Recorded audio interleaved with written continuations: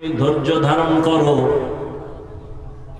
তুমি নিজে গান থেকে কানকে আটকাইলে হবে না, যারা গান শুনে তাদের বাধা দাও বুঝের মাধ্যমে। তুমি নিজে নামাজ পড়লে হবে না, অন্যকে নামাজের দাওয়াত দাও। অন্য কারা? তাহলে ওয়াল আসরে সূরার দ্বারা বুঝলাম শুধু ঈমান আনার কারণে নেক আমল করলে জান্নাত পাওয়া যাবে না, আরো দুইটা দায়িত্ব পালন করতে হবে।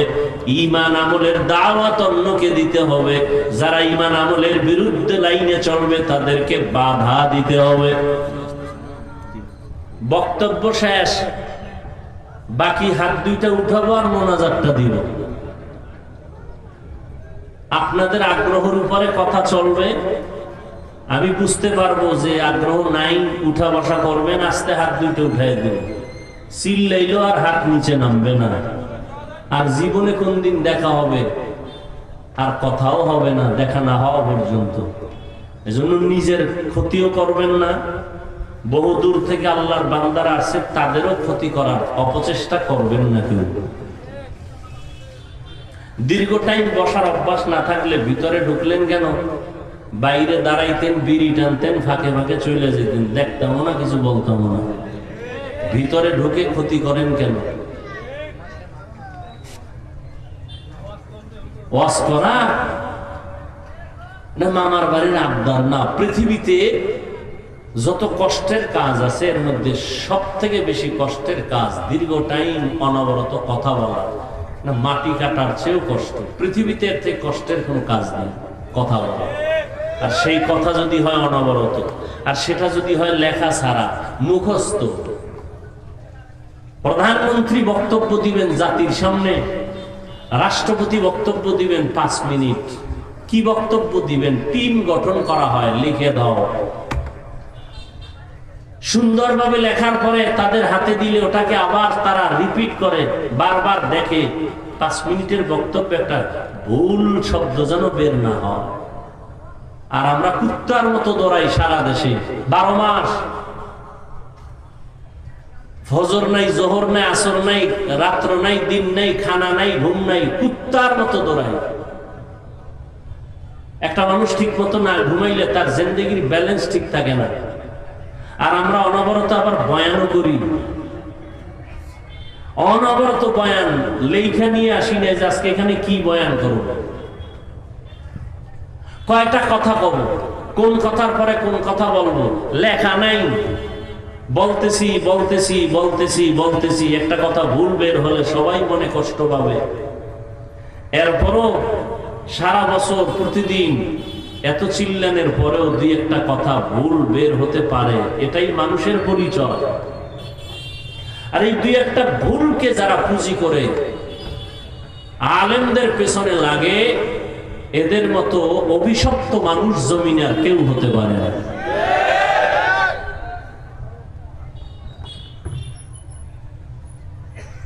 আল্লাহ আমাকে আপনাদের সবাইকে হেদায়েত দান করুন।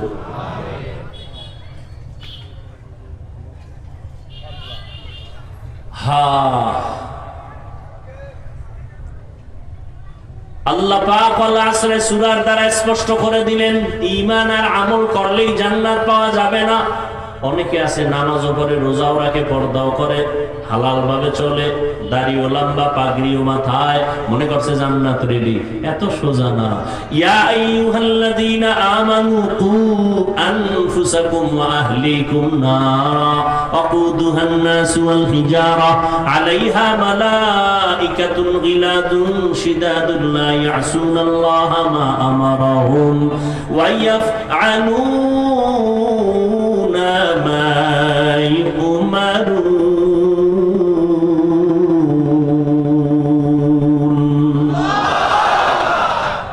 আল্লাহ বলেন, হে মুমিন, জাহান্নামের আগুন থেকে আগে নিজেকে বাঁচাও, তোমার আহালকেও জাহান্নামের আগুন থেকে বাঁচাও। মা বাবার জন্য সন্তান আহাল, স্ত্রী স্বামীর আহাল, শিক্ষকের জন্য ছাত্র আহাল, মসজিদের মুসল্লি ইমাম খতিবদের আহাল, ইউনিয়নের মানুষ চেয়ারম্যান সাহেবের আহাল, আল্লাহ কয় নিজেও জাহান্নামের আগুন থেকে বাঁচাও, তোমার আহালকেও জাহান্নামের আগুন থেকে বাঁচাও। কিয়ামতের ময়দানে বহু মানুষ ঈমান আর আমল নিয়েও জান্নাত পাবে না, কারণ বাকি দুই দায়িত্ব পূরণ যদি না করে। নিজে নামাজ পড়ছে, রোজা রাখছে, সন্তানটারে রোজার দাওয়াত দেয় নাই, নামাজের দাওয়াত দেয় নাই। অনেক বাবা নামাজ পড়ে রোজা রাখে, সন্তান নামাজ চিনেই না, পড়বে দূরের কথা। আছে না নাই? কিয়ামতের ময়দানে এই সন্তান মা বাবার বিরুদ্ধে আল্লাহর আদালতে মামলা পেশ করবে। আল্লাহ বলবেন, রে যুবক, নামাজ কেন পড়ো নাই, রোজা কেন রাখো নাই, আমি আল্লাহর হুকুম মতো জীবনটা কেন চালাও নাই? সন্তান আল্লাহর আদালতে মামলা দায়ের করে কোরআনের আয়াত আল্লাহ বলেন পেশ করবে আর বলবে, রব্বানা ইন্না আতা'না সাদাতানা ওয়া কুবারানা ফাআদাল্লুনাস সাবিলা। ও আল্লাহ, আমার কোনো দোষ নাই, আমি বেনামাজি হই নাই, আমার মুরব্বী আমার মা বাবা আমারে বেনামাজি বানাইছে, আমি রোজা থেকে মুক্ত হতাম না, আমার মা বাবা কোনোদিন আমারে রোজার দাওয়াত দেয় নাই, তোমার হুকুম পালনের দাওয়াত দেয় নাই, ঈমানের দাওয়াত দেয় নাই। ও আল্লাহ, আমার কোনো দোষ নাই। আল্লাহ বলবে, রে বান্দা, আমি আল্লাহ তোমাকে ভালো মন্দ যাচাই করার মতো একটা মেধা দিয়েছিলাম, ভালোটা তুমি গ্রহণ কেন করো নাই? তোমার বিবেকের বিচার করা হবে। তখন সন্তান বলবে, আল্লাহ, আমি যেই মা বাবার অবহেলার কারণে তোমার জাহান্নামের আসামি হয়ে গেলাম, আমার একটু আবদার আছে, রব্বানা আতিহিম যিফাইনি মিনাল আযাব ওয়ালআনহুম লা'নান কাবীরা।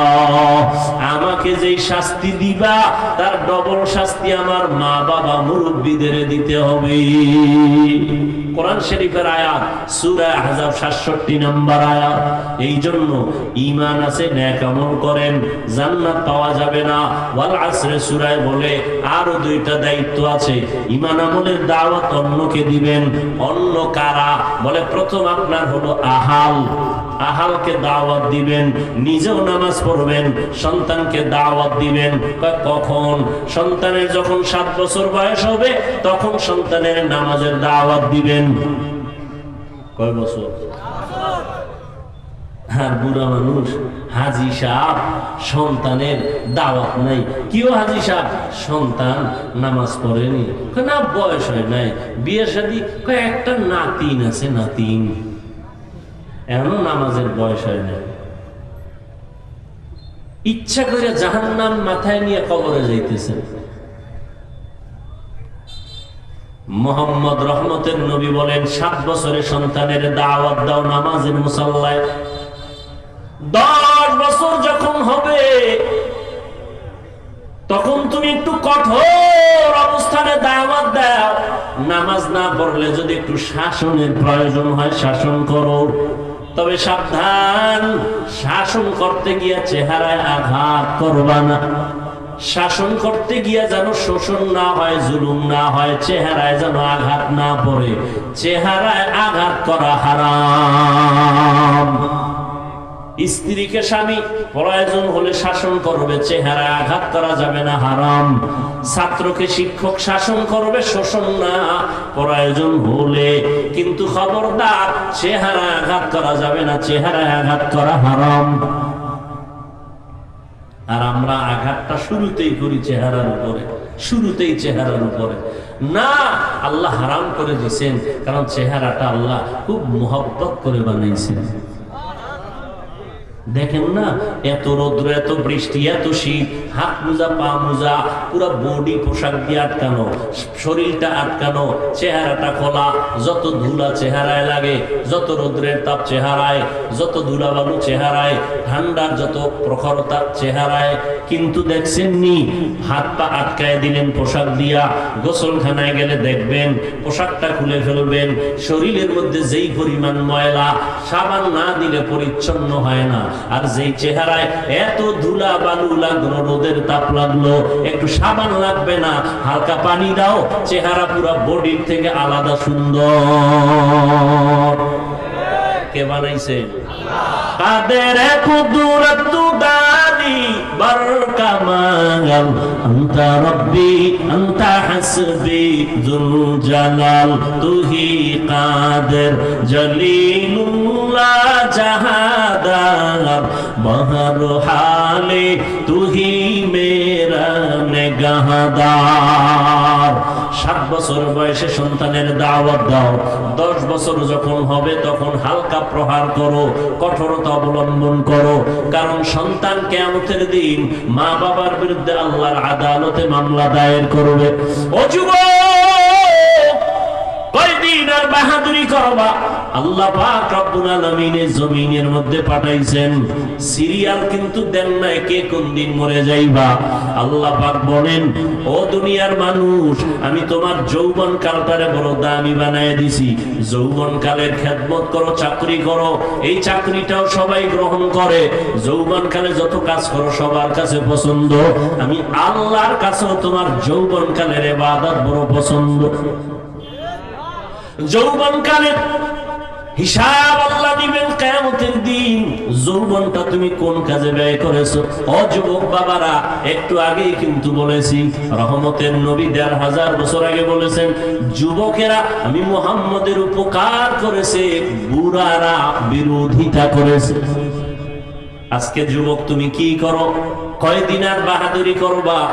আল্লাহর মোহাব্বত অন্তরে জমা করে নাও, মা বাবার দোয়া নাও। আমি তোমাকে এতক্ষণ যে বয়ান শুনাইতেছি, শুনাইলাম, একবারও কিন্তু বলি নাই স্কুলে পড়া যাবে না, বলি নাই কলেজে পড়া যাবে না, বলি নাই আমার মতো টুপিওয়ালা হয়ে যাও, তাও বলি নাই পীরের কাছে না গেলে তোমার কপাল পুড়ে যাবে, একবারও বলি নাই তুমি তাবলীগ না করলে জাহান্নামে যাইবা, একবারও বলি নাই আমি কওমি মাদ্রাসার সন্তান, একবারও বলি নাই কওমি মাদ্রাসায় না পড়লে তোমার শিক্ষা থাকবে না, তাও বলি নাই।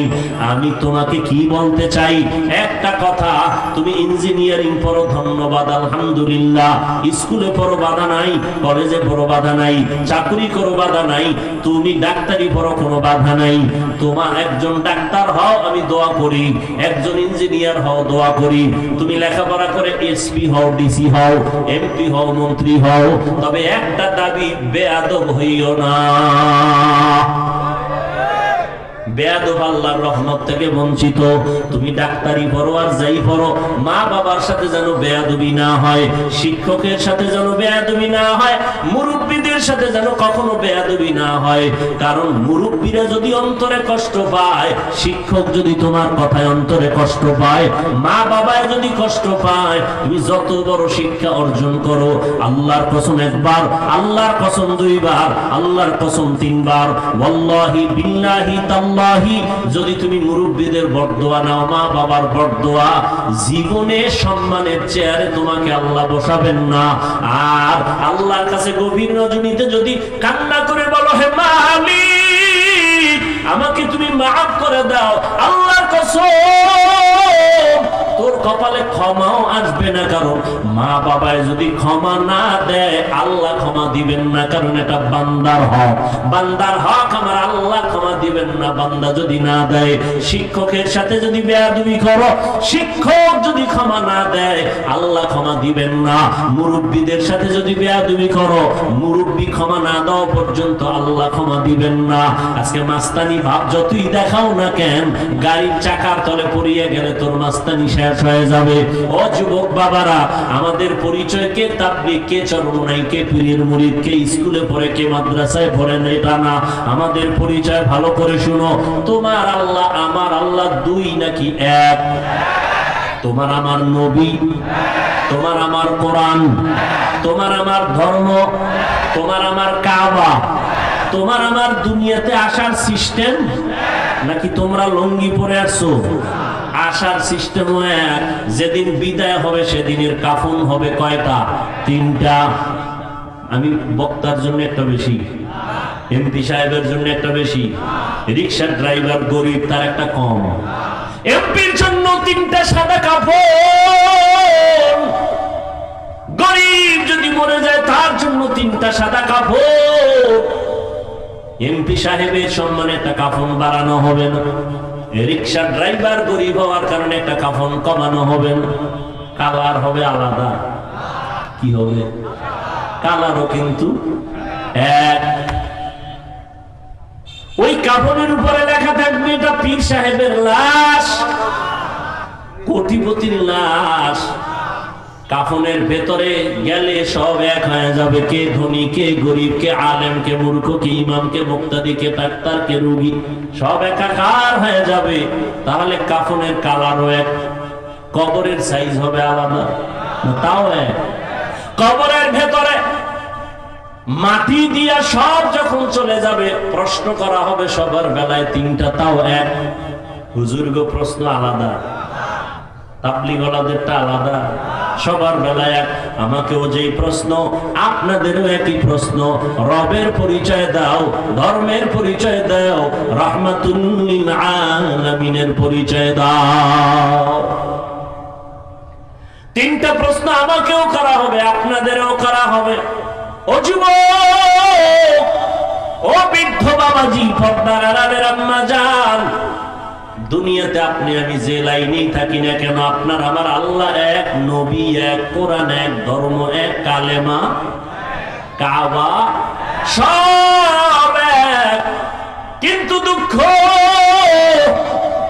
আপনাকে এত বয়ান কইরা বুঝান লাগে কেন আমাদের? এরপরও কিন্তু আপনি টুপি মাথায় দিতে চান না, আর আমি টুপি মাথার থেকে খুলতে চাই না। আপনার দাড়ি রাখতে লজ্জা হয়, আমার কাটতে লজ্জা হয়। আপনি ভিআইপি মুসলমান, আপনি মসজিদে ঢুকতে লজ্জা পান, আর আমি মসজিদে না ঢুকলে লজ্জা পাই। আপনি কেমন মুসলমান? আপনি পর্দা করতে লজ্জা পান, আর আমি পর্দা না করলে লজ্জা পাই। কেমন মুসলমান রে বাবা? সারাটা বছর উলামায়ে কেরাম আপনাদের পেছনে ঘোরে আর বয়ান করে, পা ধরে ধরে বয়ান করে, একটা খারাপ আওয়াজ দেয় না। বিনয়ের সাথে বয়ান করে, আবার রাতের বেলা দোয়া করে, আল্লাহ হেদায়েত সবাইকে দিয়ে দাও। মোনাজাতে কেউ কারোর জন্য আলাদা দোয়া করে না, সবার জন্য হেদায়েতের দোয়া করে। আমিও মুসলমান, আপনিও মুসলমান, আমার আল্লাহ আপনার আল্লাহ এক, আমার নবী আপনার নবী এক, আমার ধর্ম আপনার ধর্ম এক। তারপরও কেন আপনার লেবাস পোশাক আলাদা?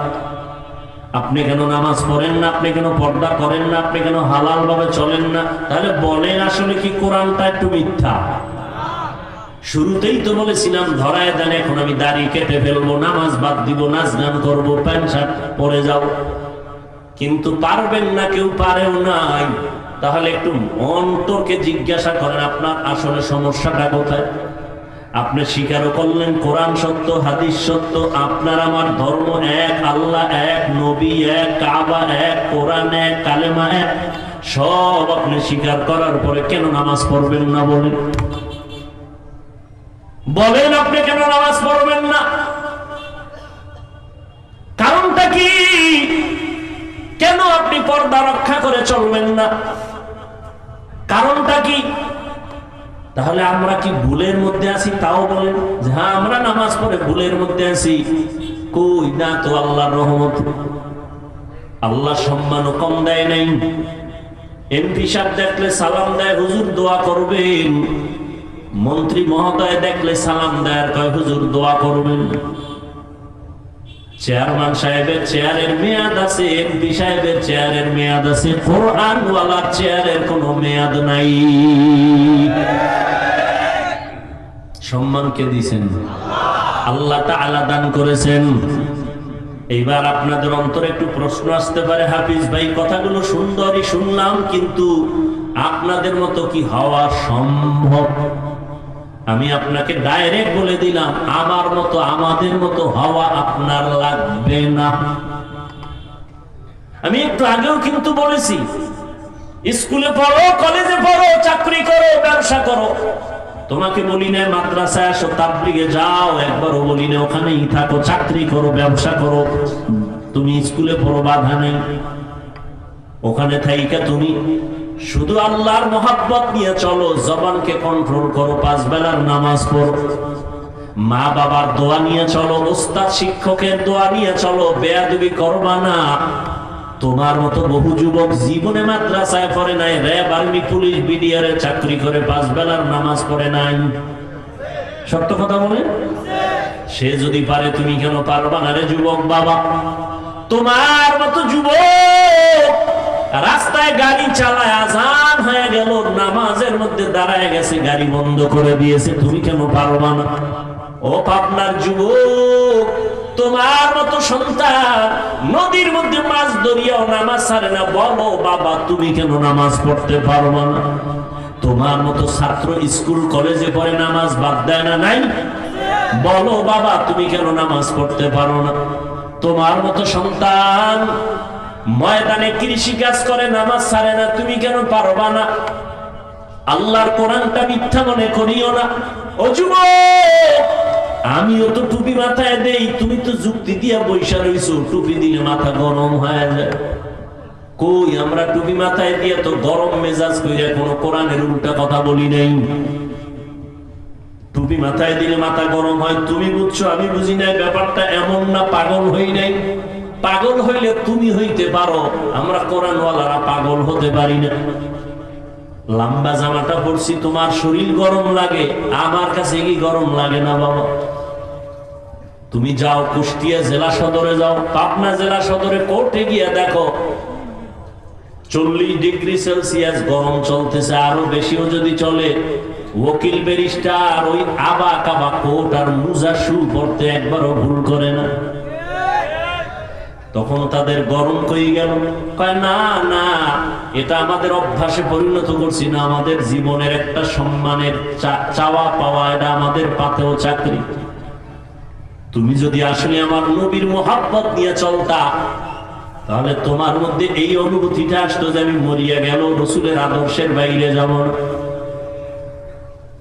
তোমার পাও দইরা নামাজ পড়াইতে পারি না, আর আমারে দুনিয়ার সব দিলেও আমি এক বেলার নামাজ ছাড়তে পারি না, অথচ তুমি আমি এক আল্লাহর গোলাম, এক নবীর উম্মত। আসলে বিষয়টা কি? তুমি সব জানো, সব স্বীকার করো, এরপরও কেন আমল করতে চাও না? তোমার ভেতরে সেই আযাবের অনুভূতি আসে নাই? আল্লাহর আযাবের ভয় তোমার অন্তরে এখনো আসে নাই? ও যুবক, আমি যদি এখন প্যান্ট শার্ট টাই লাগায় রাস্তায় চলতাম, কেউ আমারে বাধা দিত না, কিন্তু এরপরও কেন নামাজ পড়ি? শীত কত কষ্ট, ফজরের নামাজে ঠান্ডা পানি দিয়ে ওযু বানায় নামাজ পড়তে কত কষ্ট। এত কষ্ট করিয়াও কত মানুষ আমগো গালাগালি করে। বেঈমান তো বাদ দিলাম, তোমরা কি পরিমাণ আমাদের বিরোধিতা করো, এরপরও কিন্তু টুপি ফালাই না, নামাজ ছাড়ি না। এর একমাত্র কারণ আমার আল্লাহর কোরআন সত্য, আর আল্লাহর কোরআনে আল্লাহ জান্নাতের বয়ান করছেন, জাহান্নামেরও বয়ান করছেন, তাও সত্য। ইন্নাল আবরারা লাফি নাঈম ওয়া ইন্নাল ফুজ্জারা লাফি জাহিম। নেক আমলওয়ালারা জান্নাতের পথিক, যারা গুনাহ করবে তারা জাহান্নামের পথিক। কোরআনের বয়ান তাও সত্য। জান্নাতটা কেমন আরামের ঘর আল্লাহ তাও কোরআনে বয়ান করেছেন, সত্য। জান্নাতিন তাজরি মিন তাহতিহাল আনহার। আবার জাহান্নামটা গুনাহগারের জন্য কেমন ভয়ঙ্কর আল্লাহ কোরআনে বয়ান করেছেন। জাহান্নামের আগুন তো বড় ভয়ঙ্কর আগুন, যা সহ্য করা যাবে না। ও নবীর উম্মতের দল, দুনিয়াতে যত গরম দেখি, আগুন দেখি, জাহান্নামের আগুনের 70 ভাগের 1 ভাগ আগুনের তাপটাও অনেক কম। দুনিয়াতে সূর্য বিজ্ঞানীরা বলে জমিন থেকে 13 লক্ষ গুণ বড়, 9 কোটি 30 লক্ষ মাইল উপরে সূর্য, দিনে ছিল রাতে নাই। এরপরও কেন এত ঘাম, এত গরম লাগে? আর আল্লাহ পাক রব্বুল আলামিন বলছেন, নবী বলেছেন, এই সূর্য কিয়ামতের দিন নিচে আসবে। সব তাপ যখন ছেড়ে দিবে, গুনাহগার গুলো মাথার মগজগুলো টকবক করে ফুটবে ভাতের মারের মতো। মাটির জমিনটা সূর্যের গরমে তামা হয়ে যাবে। আম্মা জান আয়েশা রাদিয়াল্লাহু আনহা বলতেছেন, আমি একদিন দেখি রহমতের নবী, গুনাহ নাই বেগুনাহ নবী, শ্রেষ্ঠ নবী, তিনি আমার রুমের মধ্যে বসে কান্না করেন। আমি জিজ্ঞাসা করলাম, ইয়া রাসূলুল্লাহ, আপনি কাঁদেন কেন? আমি আয়েশা কোনো বেয়াদবি করেছি নাকি? বলে না। ও এলাকার পর্দার আড়ালের আম্মা জানেরা, এই দুনিয়াতে আপনাদেরকে আল্লাহ অনেক সম্মান দান করেছেন। আপনাদের মতো দামি কোনো ব্যক্তি আল্লাহ বানান নাই। আপনারা নবীদের মায়ের মতো মা, সাহাবায়ে কেরামদের মায়ের মতো মা, আলেমদের মায়ের মতো মা, হাফেজে কোরআনের মায়ের মতো মা। এরে আম্মা জান, এই দুনিয়াতে যত ভালো সন্তান আছে সব আপনাদের অবদানের কারণে। এই স্টেজে প্রায় 17 জনের মতো ছাত্রকে কোরআনে হাফেজ হওয়ার কারণে পাগড়ি দেওয়া হলো। এদের মা বাবার কলিজা যে কত বড় হয়ে গেছে আনন্দে, কত ধন্য তারা। ও আম্মা জান, আপনার সন্তানটাকে ডাক্তার বানাবেন, ইসলাম বাধা দেয় না, তবে বেয়াদব বানাবেন না। আপনার সন্তানটাকে যদি ডাক্তার বানায় দেন, কোরআন পড়ায় দেন, ডাক্তারি করিয়াও কোরআন পড়িয়া দোয়া করবে, আপনার জন্য কোনোদিন ভুলবে না। ও পর্দার আড়ালের মা বোনেরা, আপনাদের মতো কত মা কত বোন এখনো আছে পর্দা করে, হালাল ভাবে চলে, স্বামীর খেদমত করে, মাল নষ্ট করে না, মোবাইলে সময় নষ্ট করে না। আপনারা কেন পারবেন না? ও বৃদ্ধ বাবাজি, আপনার মতো কত বুড়া মানুষ মসজিদে গিয়া 5 বেলার নামাজ পড়ে, আপনি কেন পারেন না? আম্মা জান আয়েশা বলেন, নবী কান্না করেন, আমি জিজ্ঞাসা করাই, নবী বললেন, ও আয়েশা, তুমি আমার সাথে কোনো বেয়াদবি করো নাই, আমি কান্না করি। কিয়ামতের ময়দানের কথা মনে পড়েছে, কত কঠিন হালাত হবে আমার উম্মতের। কিয়ামতের ময়দানে কেমন কঠিন হালাত হবে। নবী বলেন, ও আয়েশা, সূর্য মাথার উপরে চলে আসবে, জমিন তামা হয়ে যাবে, নারী পুরুষ সব উলঙ্গ দাঁড়াবে হাসরের মাঠে, উম্মতেরা পাগল পারা হয়ে যাবে। আদম নবীর কাছে যাবে, দেখবে আদম নবী কান্না করে, বলে আমাদের সুপারিশ করবেন, বলে আমার দ্বারা অসম্ভব। এভাবে উম্মতেরা ঘুরতে ঘুরতে ঈসা নবী, মুসা নবী, ইব্রাহিম নবী, নূহ নবীর কাছে যাবে। সর্বশেষ কেউ পারবে না, সব উম্মতের কথা বাদ দিয়ে নিজের চিন্তায় কান্না করবেন। সর্বশেষ নবী বলেন, ও আয়েশা, এই উম্মতগুলো আমাকে তালাশ করবে। আম্মা জান বলেন, আল্লাহ রাসূল, আপনাকে কোথায় পাওয়া যাবে হাসরের কঠিন সময়? নবী বলেন, ও আয়েশা, আমি আল্লাহর কুদরতি মাকামে মাহমুদে সিজদায় পড়ে কান্না করব। মুসা নবী নিজের জন্য কাঁদবেন, ইব্রাহিম নবী নিজের জন্য কাঁদবেন, মুসা নবী নিজের জন্য কাঁদবেন, আদম নবী নিজের জন্য কাঁদবেন। আর আমি মুহাম্মদ যতবার কান্না করব, একবারও আমার জন্য কাঁদবো না। আমি আল্লাহর কাছে বারবার বলবো, আল্লাহ আমার উম্মতের বাঁচাও, আমার একটা উম্মত যেন জাহান্নামে না যায়। ও নবীর আশিক, আজকে তোমার চোখের সামনে তাকায় দেখো, আমরা যারা নবীর তরিকা মানিয়ে চলি, কই আমরা তো না খাইয়া কেউ মরে যাই না, সম্মানও কমে নাই। চতুর্মুখী বেঈমানেরা আমাদের পেছনে লেগে আছে, মাদ্রাসার পেছনে লেগে আছে, কোরআনের পেছনে লেগে আছে, আবার মুসলমান নামদারি কিছু মুনাফিকরাও পেছনে লেগে আছে। কিন্তু কোরআন যার কাছে আছে, নবীর আদর্শ আছে, এদের সম্মান এখনো কমে নাই। ও আল্লাহর বান্দারা, এখনো যেই লাইনে থাকো না কেন, নামাজ ছাড়িও না, মা বাবার দোয়া নিয়ে সামনে আগাও, তওবা করো। আল্লাহর আযাব বড় কঠিন, আল্লাহর কোরআন সত্য, নবীর কথা সত্য। ও নবীর আশিক উম্মতের দল, আমার নবী জীবন ভর কান্না করে গেলেন উম্মতের জন্য, কিয়ামতের ময়দানে উম্মতের জন্য কান্না করবেন।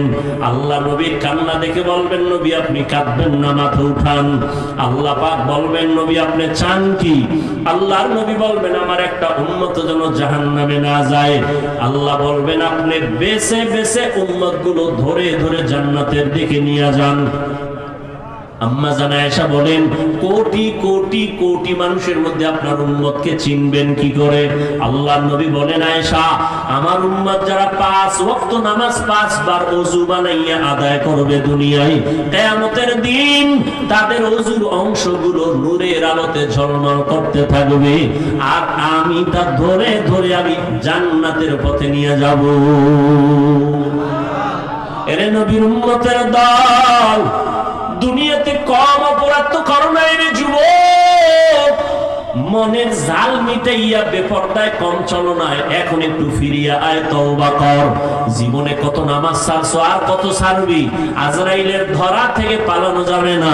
তোমার মতো কত যুবক পানির নিচে লাশ হয়ে গেল, গাড়ির নিচে লাশ হয়ে গেল, ঘুমের বিছানায় লাশ। এখনো তওবা করে নেও, তুমি আগামীকাল বাঁচবা এর কোনো গ্যারান্টি কারো কাছে নাই। ও আল্লাহর বান্দা, এখনো সময় আছে, তওবা করো। মনটারে বুঝাইয়া মনে মনে আল্লাহকে বলো, হে দয়ার মালিক, এই ময়দানে তুমি আমার কলবের খবর জানো। আমি জীবনে কত জায়গায় কত গুনাহ করছি, তুমি স্যার আমার মা বাবা কেউ জানে না রে আল্লাহ। আমার মা বাবায় যদি আমার অন্যায়ের খবর জানতো, আমাকে ঘরে ডাকতো না, খানা দিত না। ও আল্লাহ, তুমি এত দয়াময়, জানার পরেও তুমি রাগ করিয়া গুনার কারণে পানি বন্ধ করো নাই, খানা বন্ধ করো নাই। ও আল্লাহ, আজকে থেকে আবার বুঝ আসিয়া গেছে, আর গুনাহ করব না। জাহান্নামের গরম সহ্য করতে পারি না। দুনিয়ার সূর্যের গরম সহ্য করা যায় না, জাহান্নামের গরম কেমনে সহ্য করব? ও আল্লাহ, আজকে আমি তওবার নিয়ত করে ফেললাম। ওমরের মেজাজওয়ালারা তওবা করে ফেলবে গুনার কথা স্মরণ করে মরণের ভয়, আর আবু জাহালের মতো শক্ত অন্তরওয়ালারা গুনার কথা স্মরণ করবে না, তওবাও করবে না, বরং বয়ানের পরে বাইরে গিয়ে আরো সমালোচনা করে আমল নামার গুনার পাল্লা ভারী করবে। জানি না কার অন্তর ওমরের মতো দুর্বল, জানি না রে আল্লাহর বান্দারা, অন্তর যদি দুর্বল থাকে মনে মনে বলো আল্লাহকে, আল্লাহ জীবনে কম নামাজ ছাড়ি নাই, কম বেপরদায় চলি নাই, মা বাবারে কম কষ্ট দেই নাই, মুরব্বীদের সাথে কম বেয়াদবি করি নাই। আজকে থেকে তওবা করে নিলাম, মরিয়া গেলে যাব, তুমি হায়াতের মালিক, তুমি ইজ্জতের মালিক, তুমি রিজিকের মালিক। আজকে থেকে আর কোনোদিন নামাজ ছাড়বো না, বেপরদায় চলবো না, দাড়ি কাটবো না, মা বাবাকে কোনোদিন কষ্ট দিব না, ওলামায়ে কেরামের পরামর্শ নিয়ে নবীর সুন্নত অনুযায়ী চলবো, মা বাবার দোয়া নিয়ে চলবো। তওবা করার মতো যদি অন্তর কারো তৈরি হয়, অন্তরে যদি দুর্বলতা মুনাফিকি না থাকে, তওবার খাঁটি নিয়ত যাদের আছে, দুটো হাত আমার আল্লাহকে দেখাইয়া দাও। আয় আল্লাহ, আমরা তওবার নিয়তে হাত তুলেছি, আর গুনাহ করব না রে আল্লাহ। মেহেরবানি করে আমাদের তওবা কবুল করে নেন। আয় আল্লাহ, তওবার উপরে মজবুত হইয়া চলার তৌফিক দান করেন, আদো বলা বিনয়ী জিন্দেগি দান করেন, জাহান্নামের ভয়ে গুনাহমুক্ত হইয়া চলার তৌফিক দান করেন। আমিন। আলহামদুলিল্লাহি রাব্বিল আলামিন। والصلاة والسلام على سيد الأنبياء والمرسلين وعلى آله وأصحابه أجمعين يا أرحم الراحمين يا أرحم الراحمين يا أرحم الراحمين رب ارحمهما كما ربياني صغيرا اللهم إنك عفو كريم تحب العفو فاعف عنا اللهم إنا نسألك رضاك والجنة ونعوذ بك من سخطك والنار اللهم إنا نعوذ بك من البرص والجنون والجذام وسيء الأسقام ودير مالك গুনাহের বোঝা নিয়ে আপনার দরওয়াজা আমরা হাত তুলেছি। কত উলামায়ে কেরাম, কত মুরব্বী, কত হাজী সাহেব, কত ব্যবসায়ী, কত চাকরিজীবী, আমার কলিজার কত যুবক, কত ছাত্র ভাই, পর্দার আড়ালে মা বোনেরা, ও আল্লাহ, আমরা গুনাহ থেকে তওবার নিয়তে হাত তুলেছি, আর গুনাহ করব না রে আল্লাহ। মা বাবারে কষ্ট দিব না রে আল্লাহ। উলামায়ে কেরামের পরামর্শ নিয়ে সুন্নাত অনুযায়ী চলবো। আমাদের তওবা কবুল করে নেন, আমাদের জীবনের সব গুনাহগুলো মাফ করে দেন আল্লাহ। এই মাহফিল কবুল করে নেন, আয়োজনকারী সহযোগিতাকারীদের কবুল করে নেন। আয় আল্লাহ, মাদ্রাসা কবুল করে নেন, যারা দান সৎকার করেছেন কবুল করে নেন। আয় আল্লাহ, ঘরে ঘরে শান্তি দান করেন, মা বোনদের আবেদা পর্দানিশী বানায় দেন, সন্তানগুলো নেককার বানায় দেন, যারা লেখাপড়া করে পরীক্ষার্থী কামিয়ে বিধান করেন। আমার কলিজার প্রত্যেকটা যুবকের দ্বীনের খাদেম বানায় দেন, মোবাইলের গুনাহের থেকে হেফাজত করেন, মোবাইলের গুনাহের থেকে হেফাজত করেন, মোবাইলের গুনাহের থেকে হেফাজত করেন আল্লাহ। সারা দুনিয়াবাসীকে মাফ করে দেন। আয় আল্লাহ, ফিলিস্তিনের মুসলমানদের উপর রহমত দান করেন, ইসরায়েলের জালেমদের জুলুম থেকে হেফাজত করেন। আমার প্রবাসে যারা ভাই বোনেরা আছে হেফাজত করেন, কামাই রুজিতে বরকত বাড়ায়া দেন। আয় আল্লাহ, বাংলাদেশ শান্তির দেশ বানায়া দেন। প্রশাসনিক ভাবে যারা কাজ করে দিনের খাদেম বানায়া দেন। জনপ্রতিনিধির দায়িত্বে যারা দিনদার বানায়া দেন। আমাদের দিলের ন্যাক আশা পূরণ করে দেন। যারা চাকরি করে ব্যবসা করে কামাই রুজিতে বরকত বাড়ায়া দেন। হারাম থেকে হেফাজত করেন আল্লাহ। নবীজির সুন্নাতওয়ালা জিন্দেগি আমাদের দান করেন। হেদায়েতের নূর সিনায় দান করেন আল্লাহ। নবীজির রওজা মুবারক বাইতুল্লাহ জিয়ারতের জন্য কবুল করে নেন আল্লাহ। আয় আল্লাহ, পরমুখাপেক্ষী থেকে হেফাজত করেন, অভাবীদের অভাব থেকে হেফাজত করেন, ঋণগ্রস্ত যারা ঋণ আদায়ের ব্যবস্থা করে দেন। মায়াল্লাহ, সমস্ত মাদ্রাসা মসজিদ গুলো কবুল করে নেন। অন্যান্য শিক্ষা প্রতিষ্ঠান নবীর আদর্শে কবুল করে নেন। পরস্পরে হিংসা হাসাদ দূর করে ইখলাস দান করেন। আয় আল্লাহ, ইলম ও হিলম ও হিকমত আমলে বরকত দান করেন। উলামা তোলাবা উম্মতের অন্তরে মুহাব্বত বাড়ায়া দেন। সারা দুনিয়া খেদমতের জন্য কবুল করে নেন। হালাল ভাবে বরকতের রিজিক দান করেন।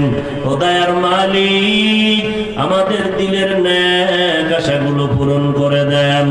আয় আল্লাহ, আমরা যারা হাত তুলেছি জানি না কার মা নাই, কার বাবাও নাই। অন্ধকার কবর থেকে দোয়া চায়, ও সন্তান, ওই মা বাবার চেহারাটাও কি তোমার মনে পড়ে না? ও আল্লাহ, জানি না কারে ময়দানে ইয়াতীম, মেহেরবানি করে সবার কবর জান্নাতের বাগান বানায়া দেন। যারা বেঁচে আছেন হায়াত বাড়ায়া দেন। অসুস্থ যারা কুদরতের দ্বারা সুস্থ করে দেন।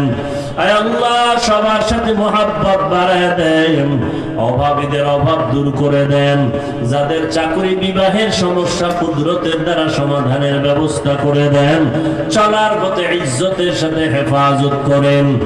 জাহিরি বাতিনি দুশমন থেকে হেফাজত করেন। আয় আল্লাহ, বেশি বেশি নেক আমলের তৌফিক দান করেন। গুনাহের প্রতি ঘৃণা জমায়া দেন। আয় আল্লাহ, মুখালিফের মুআফিক বানায়া দেন। মিথ্যা মামলা থেকে চিরমুক্তির ব্যবস্থা করে দেন। আয় আল্লাহ, শান্তির জিন্দেগি আমাদের দান করেন। নবীজির মুহাব্বতে আমাদের সকলের দোয়া কবুল করে নেন। হাসবুনাল্লাহু ওয়া নি'মাল ওয়াকিল, নি'মাল মাওলা ওয়া নি'মান নাসির। সাল্লাল্লাহু তাআলা আলা খাইরি খালকিহি মুহাম্মাদ ওয়া আলা আলিহি ওয়া আসহাবিহি আজমাইন।